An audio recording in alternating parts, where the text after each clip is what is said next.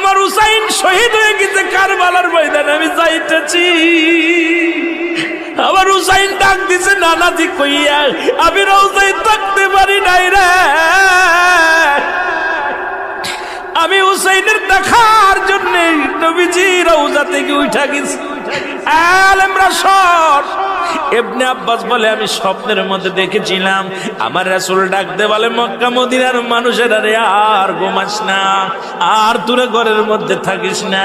আমি নবী রওজায় ঘুমাইতে পারি নাই, কান্না সহ্য করতে পারি নাই। ওদিন আমিও ফাতেমার নদীও না আমি সহ্য করতে পারি।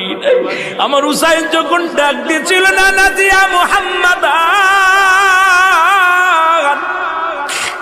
মুহাম্মাদান কই যেদিন ডাক দিয়েছিল রে, সেদিন আমি নবী রওজা থেকে পাগলের মতো উঠে কারবালা পর্যন্ত চলে গিয়েছিলাম।